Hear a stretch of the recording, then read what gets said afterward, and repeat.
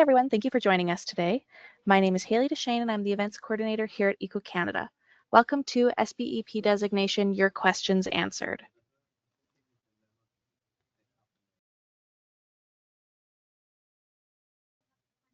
Before we start, I'd like to take a moment to recognize the traditional Indigenous lands where Eco Canada's office is based in Calgary.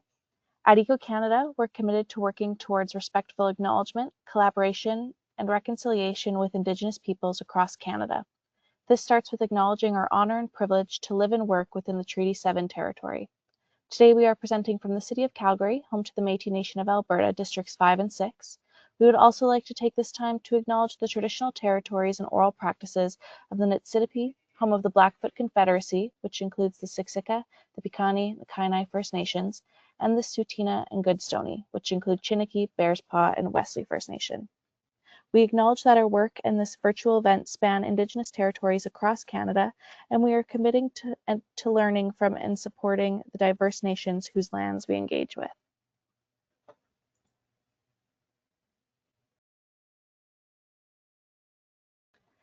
I also want to go over a few housekeeping guidelines for today's session to ensure that everyone can enjoy and participate in our session effectively. All participants are muted, so please check your audio settings to ensure that you can hear us properly. If you are experiencing any technical issues, please use the chat function on the left-hand side of your screen, and I can do my best to resolve it for you. Today's webinar is being recorded and will be available for your viewing in 24 hours. Any questions that you have about the presentation or today's topic can be submitted through the question box, and we will have a dedicated time at the end of the presentation to answer any questions from the audience. Finally, we really want to know what you think about our webinars and how we can keep improving, so you'll be sent a short survey after the webinar ends. Please let us know what you think or if you have any comments or suggestions. Eco Canada's vision is to build the world's leading environmental workforce. Eco Canada seeks to help environmental workers succeed at each step of their career journey. To do this, Eco Canada has developed programs tailored to individuals at different stages of their career. Eco Canada also provides opportunities for new workers to break into the environmental sector through wage funding for co-op students and recent post-secondary graduates. For those employed as environmental workers already, Eco Canada provides the Environmental Professional EP and Environmental Professional in Training EPT certifications, as well as EPT students. Lastly, Eco Canada provides opportunities for those with vast experience as environmental workers to provide guidance and direction to Eco Canada's products and programs through advisory committees.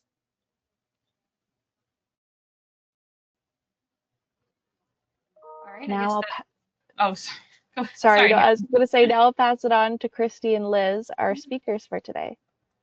Yeah, as I was going to say the exact same thing. I guess we'll take over at this point. So yeah, I'm Christy, and I'm our Blue Economy Project Manager at Eco Canada.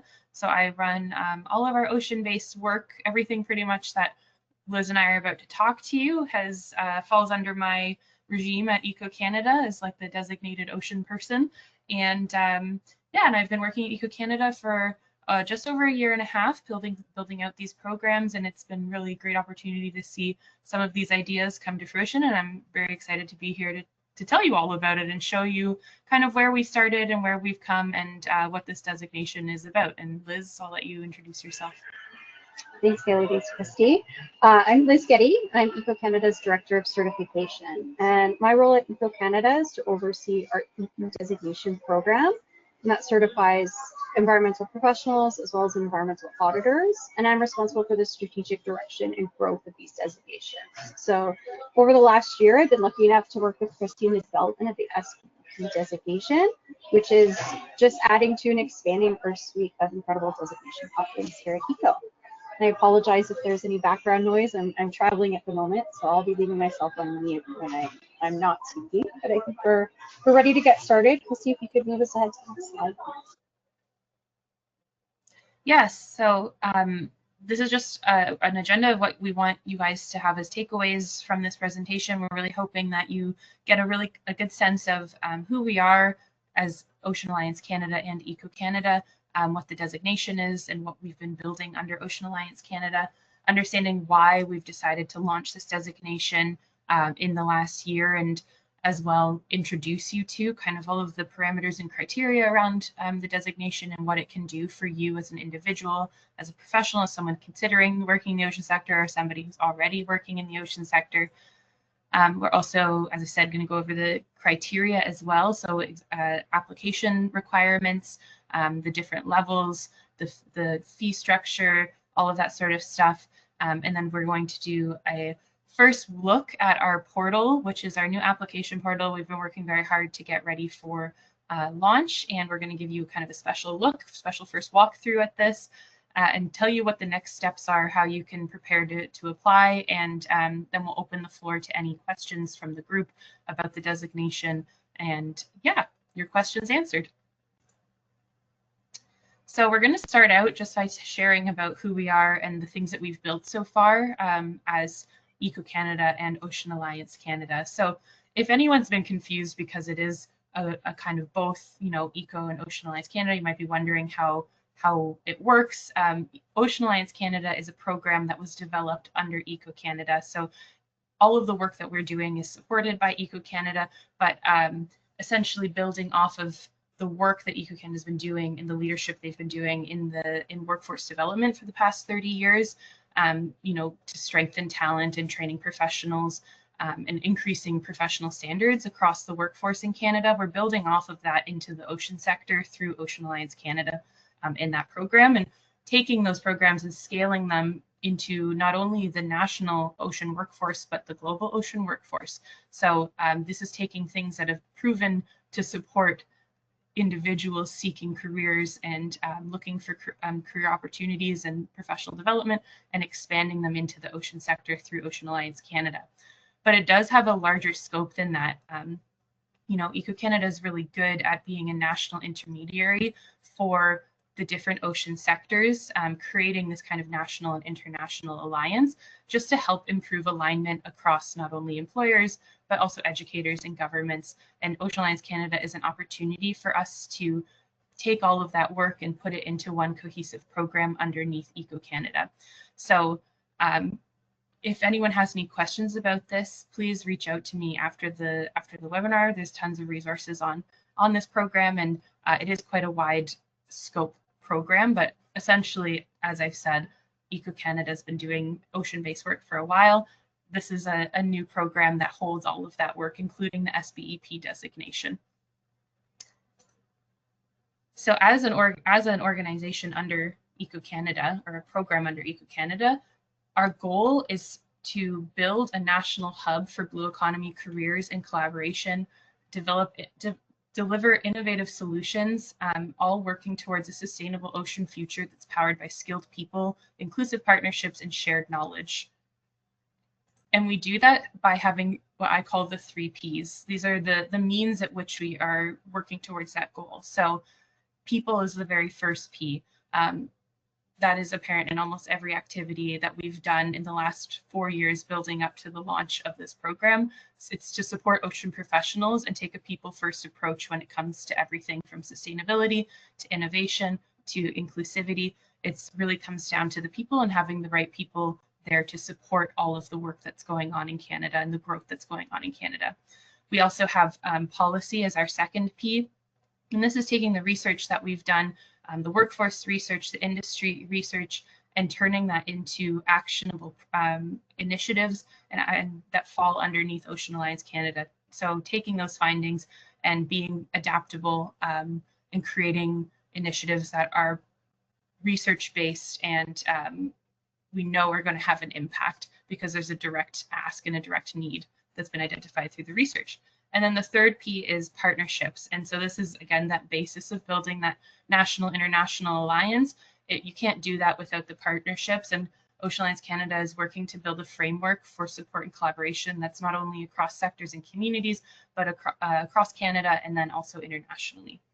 And so our program, as I said, you know, though we just announced and kind of launched this program in 2025 of Ocean Alliance Canada, we've been building up towards it since 2019 through a variety of different projects in the ocean sector, where we've taken some of our initiatives that have been proven to support the environmental sector, which is very similar, and we've modified, scaled them, and made them appropriate for the ocean sector as well. And one of the biggest ones was the development of the Blue National Occupancy Standards, which Liz is going to talk about, and why that's important to the designation, but also developing and launching the first iteration of SBEP last year, and continuously working towards the second iteration that we're talking to you about today, as well as launching of training and micro-credentials, and the establishment of Ocean Alliance Canada to loop all of this previous 4 years of work underneath within Eco Canada.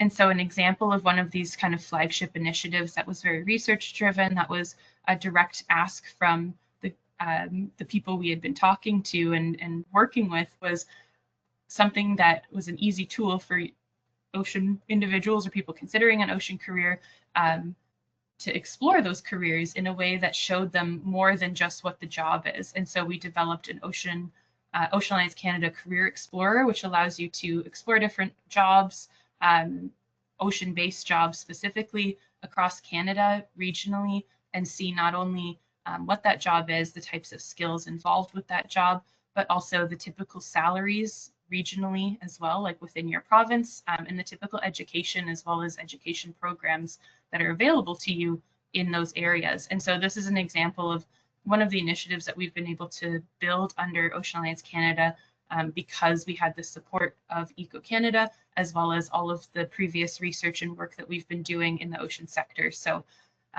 yeah, so this is just an example of one of those initiatives, and I'm going to pass it off to Liz to talk about our Blue National Occupancy Standards. Thanks, Christy. So yeah, let's talk about the Blue National Occupational Standards, or the BNOS. You know, these occupational standards, like any other designations here at Eco Canada, are really the backbone to everything that we're building. They're industry validated guides that define competencies, knowledge, and skills that are required to perform a specific ocean-related job or occupation effectively. And you know, what makes these standards so important is that they're not created in isolation. You know, these were not just created by OAC and Eco Canada. They're built by and for the sector, and that really helps to ensure that they reflect those real industry needs and real job expectations as well. When we're developing occupational standards, we follow 3 guiding principles. So first, we're focusing on competencies, what people actually need to do in their jobs. Second, we ensure clarity and usability, making sure that the standards are practical tools, not documents that are just sitting on a shelf. And third, we prioritize relevance and currency. And because the ocean sector is evolving quickly, our tools really do need to keep pace. And then ultimately, you know, these standards form the foundation of our SBEP designation. They help us to ensure that the professionals that we're certifying are aligned with the skills and expectations of today's blue economy. Next slide, please. And building on that, I do want to share a little bit more on the scale and evolution of these Blue National Occupational Standards. So as you know, we talked about earlier the history of this designation and people's involvement in the ocean sector. When we first launched a lot of this work in the occupational standard work specifically in 2022, we had developed 36 occupational profiles. So these form the foundation of the original designation framework that Christy was talking about. They really helped us to understand the competencies across a wide range of ocean roles and gave us a really solid starting point for defining professional expectations in that sector. But as many of you know, the blue economy is very dynamic. New roles are emerging, others are evolving, and sector needs tend to shift on a continual basis. And so that's why, you know, this past year in 2025, we completed an additional 10 profiles, and those really focused on filling some of those gaps that became more visible as we restructured the designation framework. These newer profiles help to ensure that the SBEP designation reflects the full breadth of talent and expertise in today's ocean sector. And then together, these now 46 profiles give us a comprehensive current picture of the blue economy workforce, and they recognize the rigor behind the designation as well.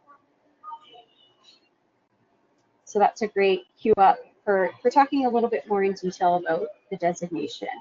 So the Sustainable Blue Economy designation is designed to be a global credential for ocean professionals.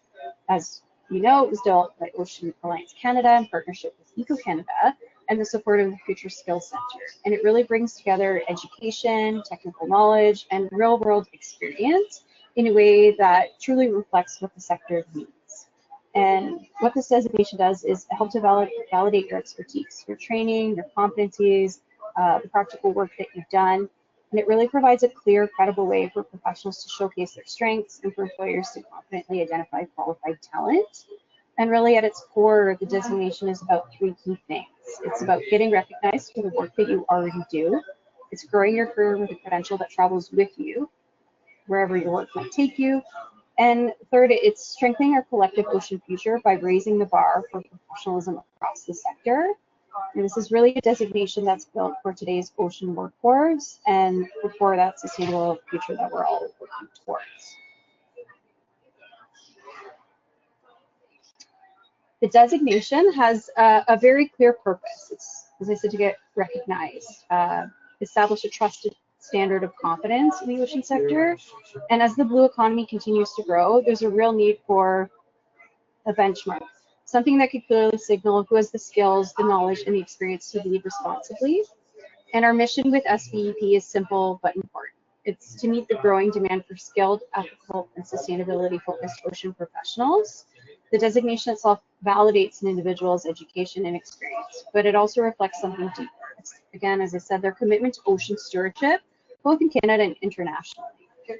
And what makes SBEP, I think, especially strong is that it is grounded in those blue national occupational standards. And, you know, the story here is really about elevating the profession, creating clarity for employers and industry, and really empowering ocean professionals to show the value they bring to an evolving blue economy as well. Back to you, Chris. Yeah.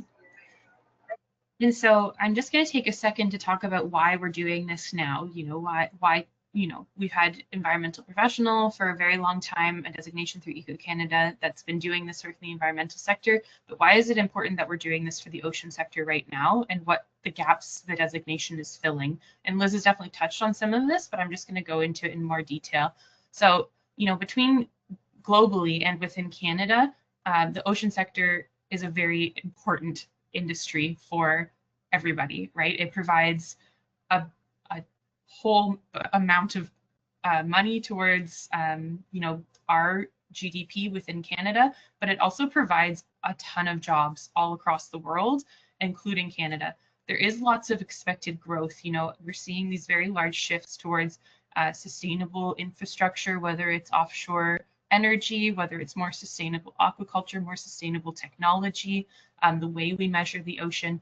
As those types of industries expand, not only is it creating more economic growth opportunity, but it's also creating new jobs and new sectors that we didn't even know existed, such as, you know, these specialized areas like AI and machine learning within the ocean sector. Where does that trend fit in? But also things like decarbonization within the shipping industry. These are new roles that are really not clear, but are expected to grow, and this growth is expected to happen rapidly. You know, even from when I graduated my school program, the ocean landscape and the industry landscape looks very different from when I left university, you know, 10 years ago, 10 years ago.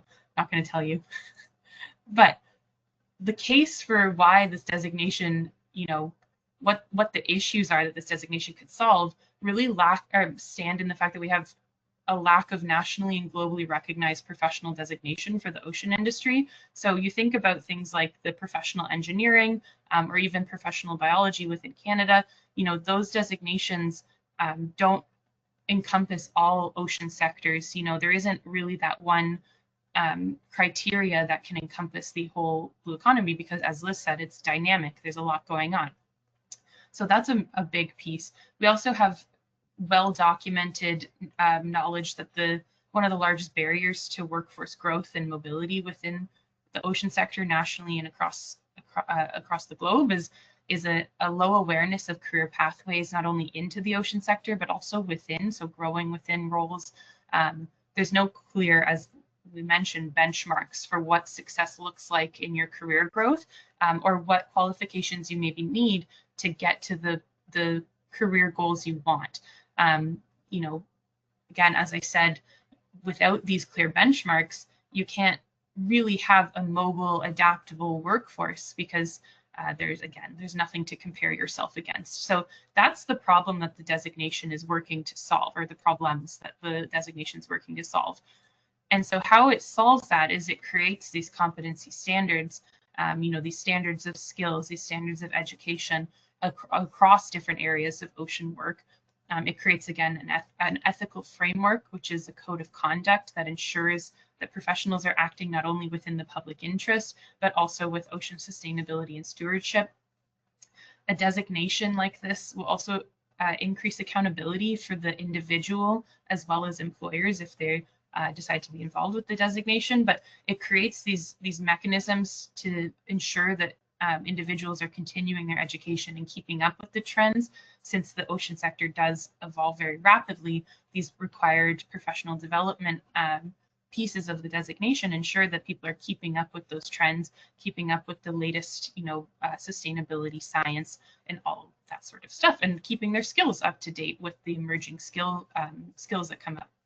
And then lastly, a designation like this creates scalability. So, this was originally built with Canada in mind, but the framework over the last year, we've built it in a way that it's scalable to a global level. We're really looking to create a more coordinated standard for professionals in the ocean sector, and a designation like this is a really great way to do that. And I'll just let Liz talk about the value of a certified community. Yeah, I think, when we're talking about developing a designation, or we're thinking about what we're trying to build, the value is in the community, right? So our environmental professional, or EP designations at EcoCanada, I think one of the most powerful outcomes is the professional community that it creates. Our members share common standards, ethics, and a commitment to excellence. And that really creates trust with employers, regulators, and most importantly, the public. This community also supports mentorship and knowledge sharing, helping professionals grow at every stage of their career. And because certification includes ongoing professional development, continued practice, it ensures that the workforce stays current and prepared for the future. And this is really exactly the kind of value that we're now bringing to blue economy professionals. With the launch of SBEP, we're extending this trusted community so practitioners within the blue economy can gain the same recognition, same credibility, and that career support that environmental professionals in Canada already benefit from. And then I'll get into a little bit more detail around SBEP, and we'll start with who is an SBEP. So a sustainable blue economy professional advances responsible and sustainable practice in ocean and coastal industries. They'll combine technical skills with their ethical decision making, they'll support innovation in their field, and they do contribute to a workforce that strengthens ocean sustainability for future generations. SBEPs lead by example, they grow their expertise, and they help build capacity in the communities and sectors that they work in.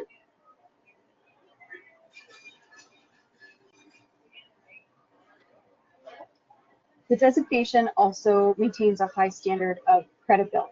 One of the biggest strengths of this credential is its robust and transparent evaluation framework.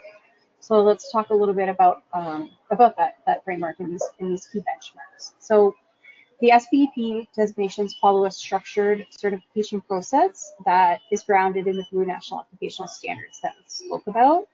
And again, these standards were shaped through employer input, industry research, and real labor market analysis. And so that really means that every part of the evaluation aligns with what the ocean sector actually needs, ensuring fair and consistent assessment, no matter where someone is working in the world. And the certification process itself has 4 key components. The first is the verification of education and experience. We start by confirming that applicants meet the baseline qualifications, both in terms of academic background and then their real-world relevant work experience. And there's also a competency-based skills assessment, where applicants are going to demonstrate their competency against those occupational standards. And this really helps to ensure that we're evaluating what people can actually do, not just what maybe they've studied. There's also a knowledge and ethics exam. This is a key piece and introduces a lot of rigor into the designation. It verifies that there's an understanding of that core ocean knowledge as well as ethical expectations that are tied to the designation. And it's a really critical piece in meeting trust and professional integrity. And then finally, there's the independent review. So every application that comes to us is certainly reviewed by our certification team, but to maintain objectivity and consistency across the board, it's also evaluated by an approvals board and run through a rigorous application process. So together, these 4 steps really create that rigor, that reliability, and that global benchmark for ocean professionals. And so the body of knowledge is, when we talk about the exam, we really are talking about the body of knowledge. So this is the core knowledge areas and the guidelines to ethical practice combined into one large document that really just outlines all of the criteria that we would expect an ocean professional that's designated as an SBEP to know and understand. And it's a really good way for us to, as evaluators, to see where, again, like setting that benchmark and have individuals compare themselves against that benchmark. So, you know, as you can see, some of the core knowledge areas include like ocean governance and regulatory frameworks, as well as touching on marine ecosystems, biodiversity conservation, the sectors themselves and the technologies, you know, and so on and so forth. And by the time you get through all of these core knowledge areas, it pretty much encompasses everything that somebody with a breadth of experience should know something about when it comes to comparing themselves or being designated. This, again, as Liz mentioned, goes hand in hand with our guidelines to ethical practice. And this is just taking those concepts and then applying ethics to those. And how can you, as an individual who's designated through this as an SBEP, apply this knowledge in a way that's ethical and takes into account sustainability and ocean stewardship in your everyday practice. So this is, again, like a very large core component, along with the fact that the skills assessment and self-assessment is based on our national occupancy standards. When you put these things hand in hand, we're really thoroughly evaluating not only does somebody have the education and the experience to work in the ocean sector, they have the skills to work in the ocean sector, and then they also have the knowledge base to not only know enough diverse areas, but also how to apply that knowledge in a way that's ethical and creates more opportunity for ocean stewardship and sustainability within their area of practice. And so that being said, I'm going to move into the designation criteria and just go over some of the basics about the designation, how to apply, what are the options.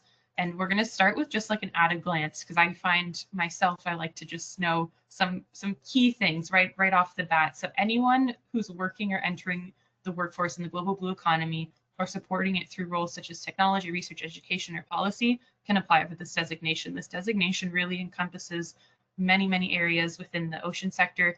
The goal is that there's a landing place for anyone who works in an ocean-based role within this designation globally through the blue economy or within Canada.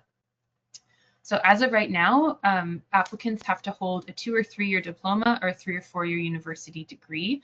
So obviously, there is a different equivalency for international applicants, and I'm going to talk about that a little bit later, but that's the standard right now. That's one of our benchmarks. And the application process takes approximately 6 to 8 weeks from the time that you've submitted all your documents, and that's because you know, it takes time to do the independent review part, to schedule and take your exam, all that sort of stuff. So we essentially think from the time you start your application and you submit all of your information and schedule your exam, you know, that's six to 8 weeks from when you start. The designation right now is all of the fees are waived for Canadian applicants until April 30th, 2026, and international applicants will follow the standard fee schedule.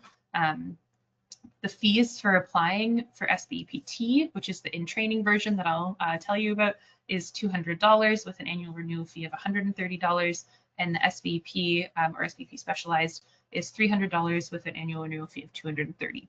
So those are just kind of the at a glance facts that you might want to know about SBEP before I jump into it.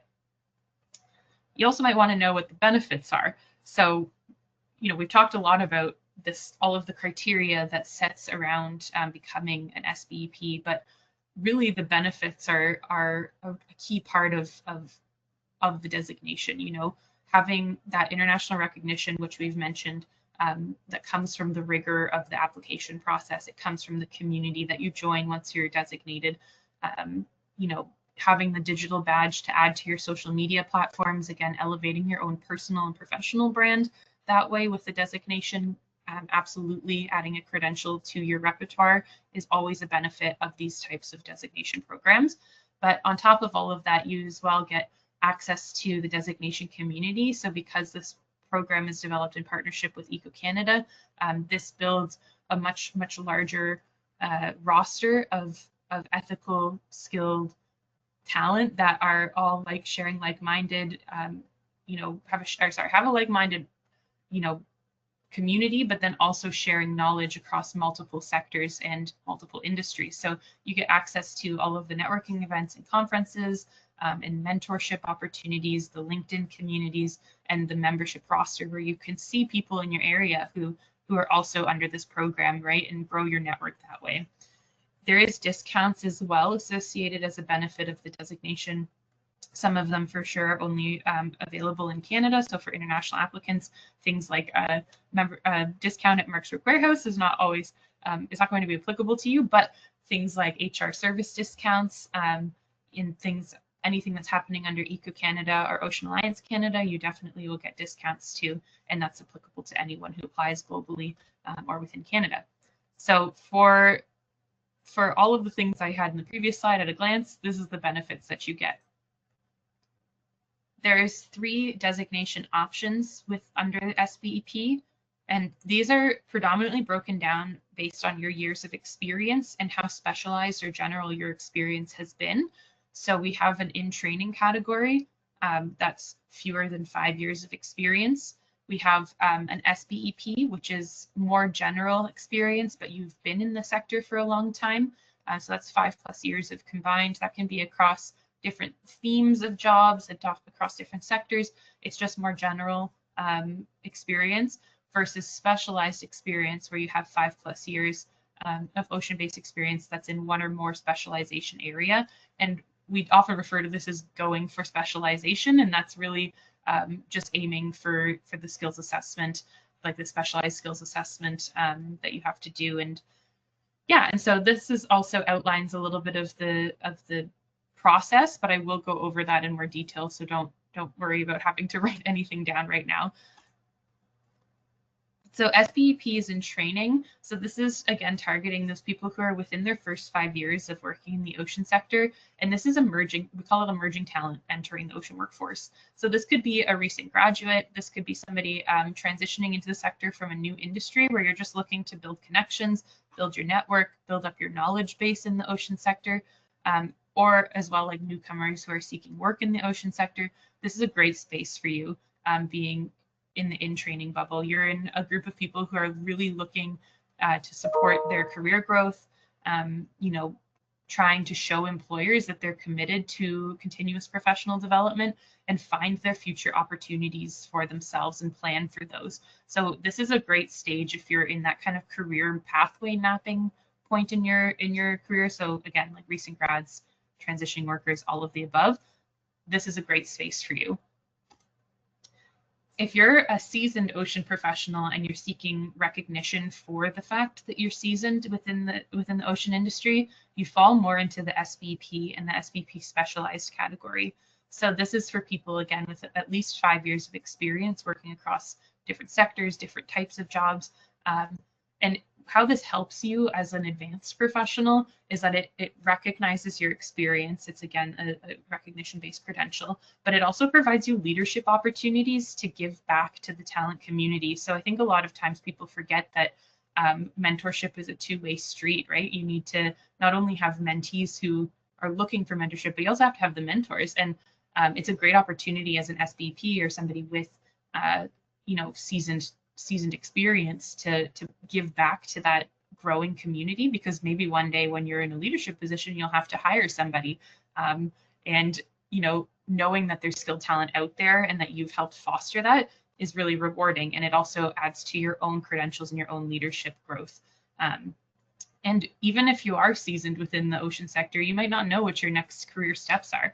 And so the program can help you as somebody who's maybe looking for those next steps, figure out what those are. and grow your network so that you can get to those roles.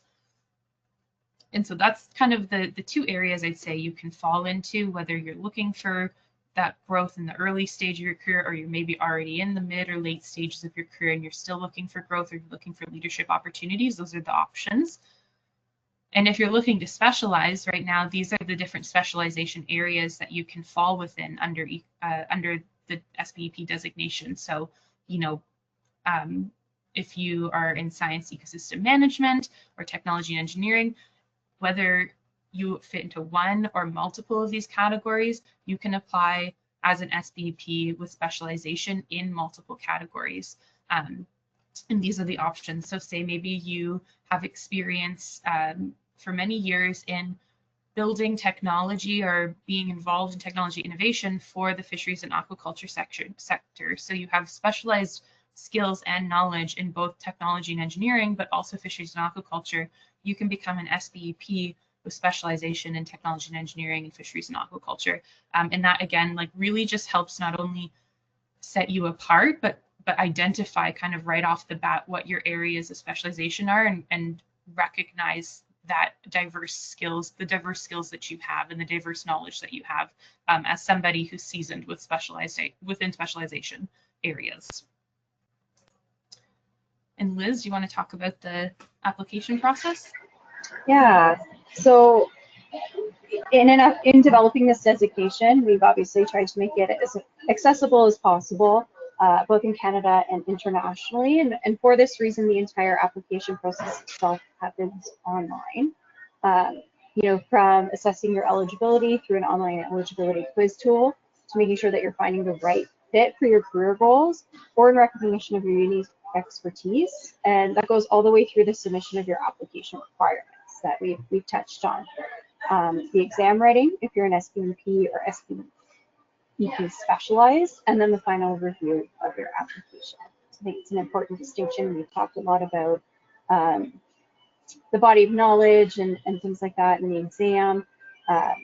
And SBEPTs do not write the exam, but they definitely have access to that body of knowledge to be able to get a sense of what those competencies are. And that exam for SBEP level applicants is going to come into effect in January of 2026. So nearly finalized and ready for implementation, which is great. Next slide, please.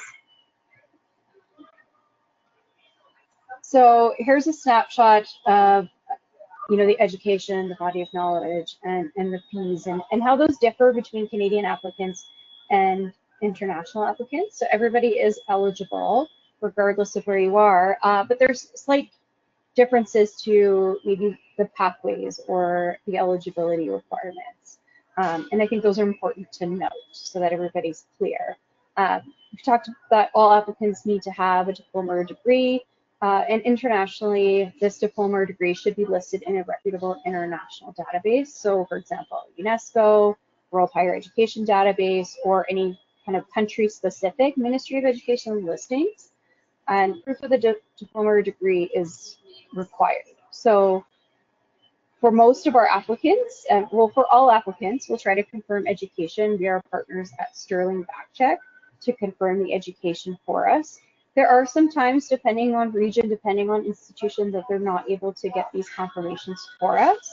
If that is the case with your post-secondary, and Backcheck can't connect with that post-secondary, the applicant will just have to have the transcripts mailed into our Calgary office. So there's always a way around those in a contingency plan there. I think when we're talking about the body of knowledge, this is obviously really a key document when it comes to obtaining your designation. And it's really a great representation, as we've talked about the core knowledge and ethical areas of the membership that they're required to know, that they're going to be tested on, and they have to abide by. So for our Canadian applicants, the body of knowledge is already in Canadian context. And then for applicants outside of Canada, the body of knowledge contains some guidance on how applicants can research regional comparisons to any of the Canadian examples. So it's all about taking that base from those core knowledge areas and putting it into the proper context based on where you are located. Next slide, please. So Christy mentioned we're fortunate enough to have project funding for Future Skills Center to provide this designation free of charge until April of 2026 for Canadian applicants. So on this slide, you're going to see another breakdown of the fee structure. There's obviously the application fees. There's also a yearly renewal fee. So this is going to happen in April of each year. So once you become certified, you're paying a prorated renewal fee to align with that April 1st date. And you know, these application and renewal fees compared to other designations in the environmental sector are certainly moderately priced, and that's to really allow for affordability for professionals across the industry.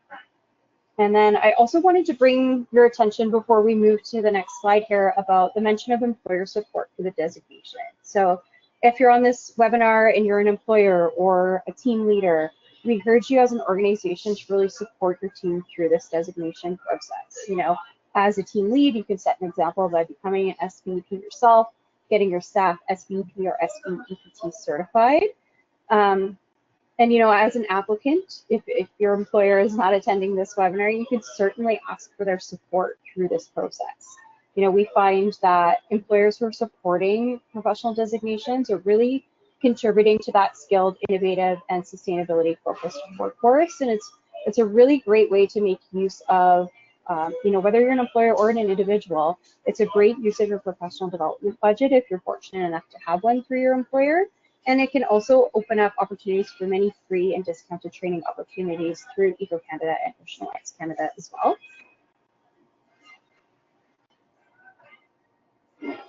And, you know, we've applied a lot of the same rigor from our EP designations to the SBEP suite of designations. So at EcoCanada and OAC, there's you know, we place a high importance on the principle of continuing education. You know, we expect each of our members to uphold these requirements with a minimum number of professional development or PD opportunities completed on an annual basis. So everybody kind of calculates their professional development a little bit differently. We calculate our PD using a credit system. And so what we're looking for from our SBEPs is a minimum of 20 credits each year. That might sound like a lot, but it actually, depending on the type of activity and the credit allotment for the activity, you'll see some examples here on this slide. It usually averages out to be 3 to 4 activities that you need to log into your account.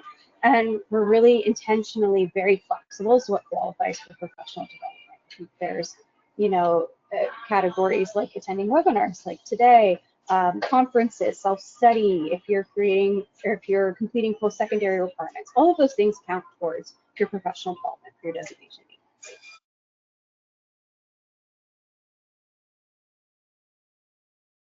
So the designation program, you know, this is the work of, you know, almost 2 years now going into the framework, getting it to a place that makes sense for industry, that's scalable globally, all of the above, but we're actually still working on this designation. It by no means is what I would call completely finished, because we want to add an employer program that's more formal version of what Liz was talking about when asking your employer to champion you. You know, how can we not only make easier application process for that, but how can we also then support employers? That's something that we're working on the expansion into. We're also looking at expanding into a student membership. So starting early, we already do have a process for accrediting a marine program, not only within Canada, but internationally. And we have successfully accredited 3 marine-based programs in the Caribbean. And that normally goes along with enrolling students into support systems and support infrastructure. And so we're working really hard right now to do some of that consultation work to make sure that we build a student program that's going to take graduates in the marine sector and prepare them for employment as soon as they graduate, and then also enroll them into the SBEP pathway so that they do get that full end-to-end career support. So that's another thing that we're working on expanding into. And then the third thing that's a major focus for us as well is creating Indigenous application pathways. So though this may definitely have relevancy in certain countries across the globe, it is very relevant within Canada to make sure that we have a good framework that's robust and research-based, similar to the Blue National Occupancy Standards, to recognize community-built skills that are preparing individuals in Indigenous communities for employment, and how can we create better recognition for those skills and create better pathways to employment and connect individuals better with employers. So creating pathways for Indigenous applicants, and frameworks for evaluating skills that way is another large area of expansion that's upcoming for us. And so this is all of the things that we'll be working on over the next year, as well as incorporating any feedback through anyone who's applying before April 30th. All of those things will be taken into account over the next year as we continue building this designation program. And so without further ado, I'm going to move into a quick walkthrough of the application portal. And so you'll just get an idea of what it looks like when you apply. So for example, this is what the portal looks like. It's going to sign me in. Right now, I don't have any applications started. And so on the main page, it's going to prompt you to take an eligibility assessment. So you can start this assessment. I had already filled this out prior, but I just said I have 3 years of experience, and I just put that I was in science and ecosystem management. I'm not currently, don't currently have an SBEP designation, and it's going to recommend to you which options, right? So say I'm like, it's telling me I should take an SBEPT or apply for SBEPT. You can also see why you didn't qualify for SBEP General. And it's not saying that you can't apply, but when we talk about, guidance, it's not very likely that you would get this designation based just on your eligibility alone. So you could still apply for it, but we might reach out to you and have to let you know that you don't qualify, and you might have to go to the recommended one anyways. If you messed up for some reason, you can always go back and say, I'm like, oh, I actually do have 5 years because I forgot that I worked in sustainable infrastructure for 2 years. So then you can continue, and then you see how it changes. So this then gives you a different idea. So say I'm going to start my application. I'm applying for the general, and it has the fees. And so you'll start your checkout. And as you can see, you can put your information in, and depending on if you're international or Canadian, you'll be able to swap between a US dollar or a Canadian dollar. Of course, the Canadian dollar right now has a promo code. As you'll see, payment's not available right now because I'm just showing you kind of the demo page for this, but this is essentially how you would check out. If you wanted to go into your applications, you can see at any time where you are and view your details. It's going to bring you back to where you're at in this and tell you what the stages are and where you are within them. So it'll tell you if you've completed these different items. And as of course, if you also decide at any time you don't want to continue with your application process, you can abandon your application and you can start over. You won't be able to submit any of your application or any of your application package until you pay, so that will be required. For those of you applying from within Canada, this will be an automatic fee removal as you're checking out, so that you aren't really actually paying. But yeah, so then, for example, it'll tell you what each step is if you're curious. And so, for example, this self-assessment, it's currently underway because we're developing the general one. But when you go into your dashboard, you should be able to see where you are as well within the application. So this is just a short show of where we're at with this application portal. I'm going to go back to the presentation now, so you just got an idea of that. And that brings us to kind of what are your next steps that you can do. So I know I just quickly flashed the portal to you. This is almost ready. We're getting it kind of finalized, all those little details. So what you can do right now as like kind of a takeaway from this is that you can go to our Ocean Alliance Canada website and you can download the applicant guide. So the applicant guide is fully available, and that walks you through in much greater detail everything that Liz and I have talked about in this webinar. And you can also subscribe to our newsletter, and that will give you early access to the portal. So as soon as this portal is live and accepting applications, you're going to get an email in your inbox if you subscribe to the newsletter, and this will allow you to start your application right away. And as yeah, and so if you read through the applicant guide, you can also then start to gather that information. For example, if you needed to get your transcripts because you're applying internationally, this is a great time to look at that requirement and pull that information together and get ready for that. Also, with most of the applications, there's a required peer reviewer who is somebody that you work with or you've worked with in the past that's going to review your self-assessment, and that's information that normally we typically get you to infill within the portal, but you might want to reach out to them in advance and let them know that you're applying and that they might get prompted to review your application. And the last thing that you can do is, oh wait, no, those are the three things you can do. Once you receive a notice via email that the portal is open, that's when you can go in and you can create your account and do those steps that I mentioned, where you take the eligibility quiz, ensure that the designation you had in mind you're actually eligible for. And once you're through all of that, you can of course start your application process with all of those materials you've gathered. So those are kind of the next steps that you can take. And I think we're right on time to move into this kind of your questions answered. And I'm sure that there's some of you within the webinar that have questions. So if you have any questions, please put them in the chat. I think Haley is going to be jumping back in to translate any questions to us from the chat. I think too, just before we get to the Q&A, one thing I wanted to mention is, you know, Christy had that slide that had the 8 different areas of specialization. So if you want to dig deeper into all of that, you can access the Blue National Occupational Standards, various different career profiles online as well on both the EcoCanada and OAC websites. So I encourage you to check that out. That will give you, you know, a nice breakdown of what are the environmental, personal, professional, technical skills that are required in each of these specializations as well.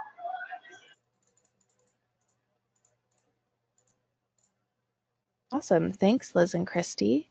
Yeah, just a reminder, put your questions through the chat box. This is the question period, so we have a couple coming in right now. To start, what skills or competencies does the SBEP designation aim to develop? Liz? Oh, no, okay. Do you want to jump in, Liz? Yeah, for sure. I think, and you could probably tag on to this too, but when we're talking about skills and competencies to develop, I'm assuming then that you're probably thinking that you might align best with the SBEPT, so the Sustainable Blue Economy Professional in Training. And a really great feature of that, which you'll see in the applicant guide as well, is that when somebody's applying for the SBEP, it gives you an opportunity to do a little bit of an assessment in terms of like areas of interest and things that you want to develop within your career. And so our goal with any in-training designation is to make sure that individuals are aware of what the opportunities are, right? When we're talking about whether that's areas of specialization that you could work towards, whether it's career profiles, whether it's that career explorer tool that we have, which Christy demoed sort of towards the front end of the webinar there. So it's really about awareness into those areas and then providing different professional development opportunities to help you to upskill. So it's hard to answer the question in terms of like what skills you hope to develop without kind of knowing what that background is and what your ambitions are. But the goal for us is, as I said, just to really be able to provide context, opportunity for training, and a little bit of a pathway, a direction for you to take. That being said as well, I've also moved onto the screen like as if someone had applied for a specialization. So when you look at the self-assessment, right, you can look at these different specialization areas and see some of the different types of skills that are required. And so even if you're, as Liz mentioned, like an SBEPT, for example, someone who maybe doesn't already have all of these skills, you can look and see what the benchmark expectation is for types of skills in this specialization area of like science ecosystem management.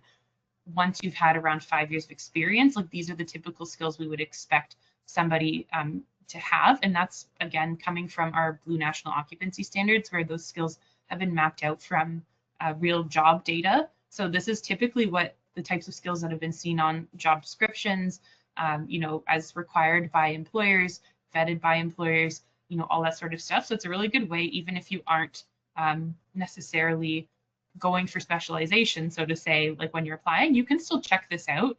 And even within the SBEPT application process, something that we didn't really talk about is that though you're in training and we're not expecting you to have the skills that are listed in the self-assessment, as an alternative, you actually have a skills exploration exercise that you have to complete as part of your application. And so that'll help you see where you fit within careers you're interested in and maybe careers you're looking at pursuing, and what types of skills you have already versus what is typically required in your region. And that's using our Career Explorer tool. So that's an exercise that's required for in training applicants, and that's a good way to benchmark for yourself within the designation, like where you can go and the types of skills you can develop, and then direct you to the different types of resources that we have under Ocean Alliance Canada, like training and workshops that we have available, digital learning, all that sort of stuff to build those skills. And the professional development is really flexible for that reason, because we can't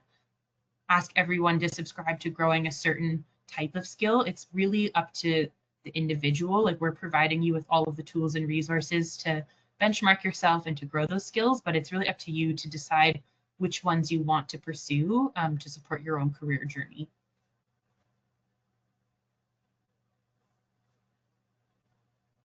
Awesome, thank you guys. Just to kind of build off of that, we have a question here that asks, how does the program stay aligned with the evolving organizational priorities and emerging skills needed?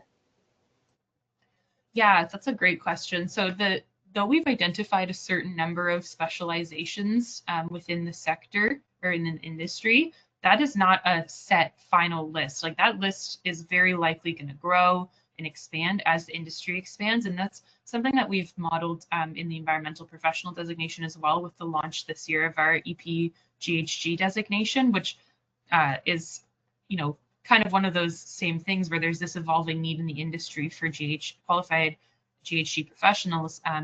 Creating another area within the EP designation to encompass that is just a way that the designation is evolving with the industry, and that's a similar model that we take with SBEP. So even within the last year, we've changed the framework of specialization and the types of skills that we're looking at, because the industry had evolved enough that there was a justification for doing that shift, right?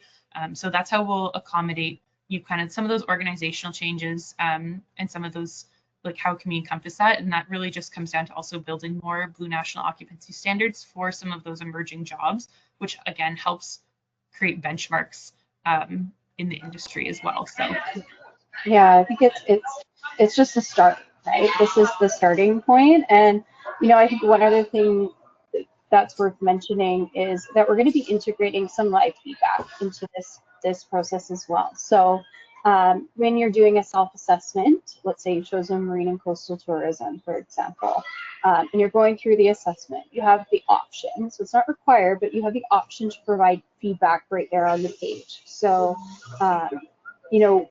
what do you do perhaps in marine and coastal tourism that you feel is not a part of our profile? What's missing?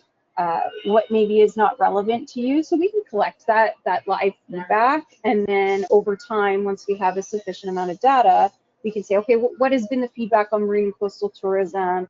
How are people also scoring in that based on their years of experience? All of these data points really go into contributing to the evaluation and the updates of those as well, right? From there, you can identify if there's some specializations, for example, that combine a lot of different industry, then do those need to be separated out? Do they deserve more of their own profile? So as I said, like, it's a jumping off point, and one that we know is going to be regularly evolving.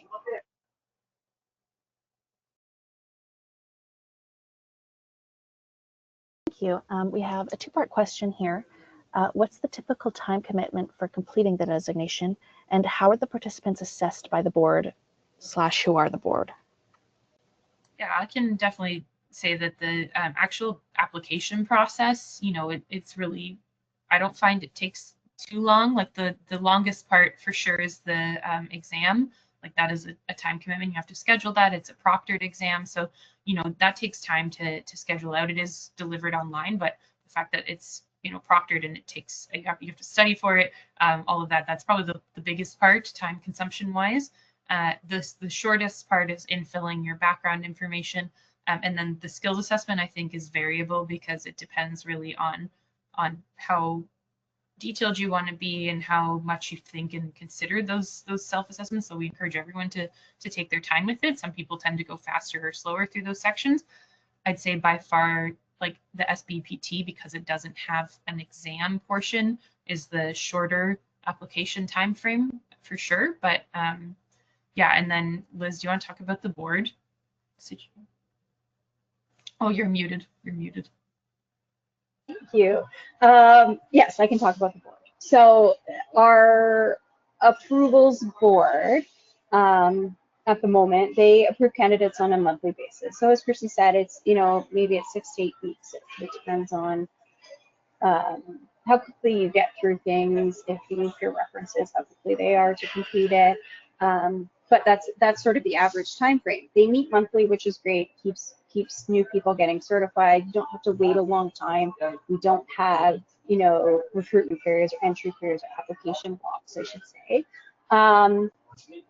Yeah, and when it comes to review, I mean, the information that we're going to be providing our approvals board is none of your confidential information or anything like that is shared. The board does not have access to the portal and our certification records and documentation. So no concerns where that is concerned, I guess. Not to worry about that, but they're going to be reviewing how you've done on the application. So for example, I am Joy Smith and I've applied in marine and coastal tourism. This is my education background. Check, yep, meets the requirements. If I've done a self-assessment, how have I scored? I think it's important, especially in the beginning when you're approving a new certification, is for the approvals board to have a really good sense of how people are meeting the eligibility requirements, how quickly they're getting through the process. And those are good checkpoints for us as well as the staff to be aware of. So they're going to be reviewing that. I think, you know, we're hoping to expand the approvals board now that we have introduced sort of the blue economy into our suite of designations here at ECO Canada. And so we'll be doing a recruitment for that as well, which is going to be really exciting, just to expand it so that we have people who are more intimately familiar with the blue economy, the ocean sector, both in Canada and abroad, right? This is a global designation, so we certainly want international representation as well.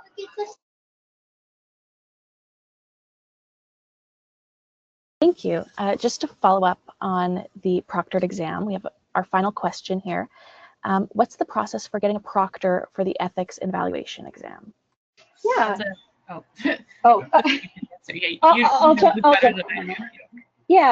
jump in on that. So a proctor is somebody that's going to volunteer. There's somebody that is going to, you know, we have a set of guidelines that will provide each of the applicants on who can be a proctor. And basically, it's anybody who has a professional designation of any kind or is bound to a code of ethics. So it could be somebody who works in the same sector. It could be somebody who's maybe an engineer, an accountant, a doctor, a nurse.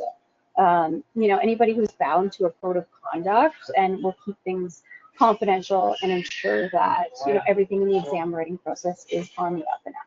What we do ask for is that anyone that you directly supervise or cannot be a proctor for you, because who would want to not help their boss out, right? And nobody that you're actually directly related to is able to be a proctor. If it so happens that you're in the application process and you don't know anybody in the area who can help you with proctoring, we, you know, within our EP designation, and I'm sure soon with the SBEP, we're going to have a lot of members, and we already have a lot of members who actively volunteer their time to act as a proctor. So you could go into their office and write in their boardroom. That's not a problem. We've helped anybody out who has needed that help. And a last resort option there is a virtual proctoring as well with certification staff. So if you can't find anybody, we're happy to support that process.